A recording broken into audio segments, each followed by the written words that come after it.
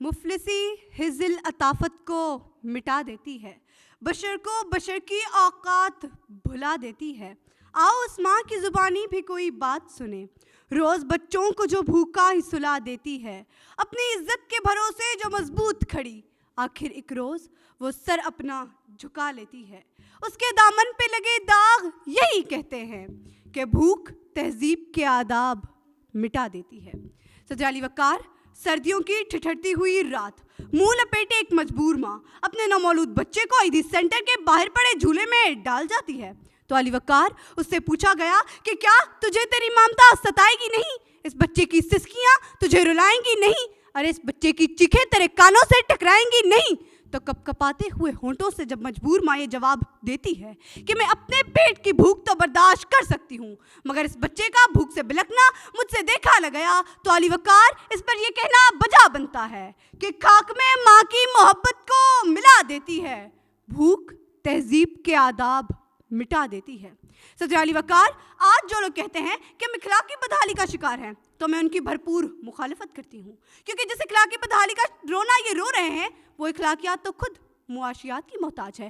قریب ہے کہ مفلسی تمہیں کفر تک لے جائے، اخلاقیات معاشیات کی محتاج ہے۔ علی وقار، آئیے دلائل سے بات کرتے ہیں تو روٹی کے چند ٹکڑوں اور قابل گزارا دودھ کی قلت سے تھر پار کر میں دم توڑنے والے مجبور بچوں کا اصل مسئلہ اخلاقیات نہیں معاشیات ہے۔ شہر لاہور میں جب بشرا نامی خاتون اپنے 2 معصوم بچوں کے ساتھ غربت سے تنگ آ کر چلتی ٹرین سے ٹکرا جائے تو اس کا اصل مسئلہ اخلاقیات نہیں معاشیات ہے۔ زرد چہرہ، آنکھیں اندر کو دھسی ہوئی، بڑھاپے کی وجہ سے پورے جسم پر جھریاں لیے، نشتر اسپتال ملتان کے باہر فقط 2 کلو آٹے کے عوض خون بیچنے والے بوڑھے کا اصل مسئلہ اخلاقیات نہیں معاشیات ہے۔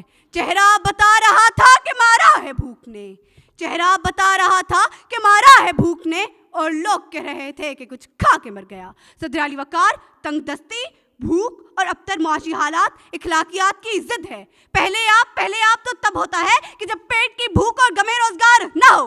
2 جمع 2 4 روٹیوں کی بجائے 2 جمع 2 4 تو تب ہوتے ہیں کہ جب پیٹ کی بھوک اور غم روزگار نہ ہو۔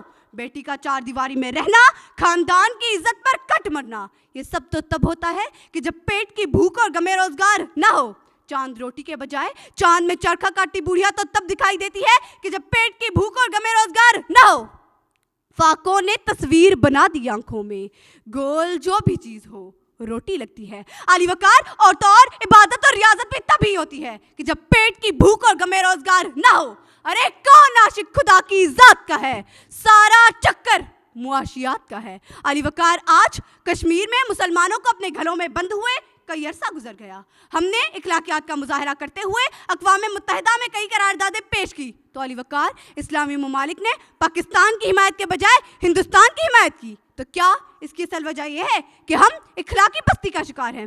نہیں علی وقار، ہرگز نہیں۔ اس کی اصل وجہ تو یہ ہے کہ ہم معاشی طور پر کمزور ہیں، اور اس کمزوری کا علاج بھارت کی عالمی معیشت ہے۔ علی وقار، ہمیں یہ بات تسلیم کرنی ہوگی، ہمیں یہ بات ماننی ہوگی کہ ہم اخلاقی نہیں بلکہ معاشی بدحالی کا شکار ہیں، کیونکہ یہ اخلاقیات تو خود معاشیات کی محتاج ہے۔ علی وقار، میرے ان تمام دلائل کے باوجود اگر اب بھی کوئی یقین رکھتا ہے اور باضد ہے کہ ہم معاشی نہیں بلکہ اخلاقی بدحالی کا شکار ہیں، تو میں ان سے صرف ایک ہی سوال کرتے ہوئے اجازت چاہوں گی کہ وہ جس کا ایک ہی بچہ ہو بھوکا 8 پہروں سے، بتاؤ اہل دانش تم، وہ گندم لے کہ تختی لے؟ شکریہ۔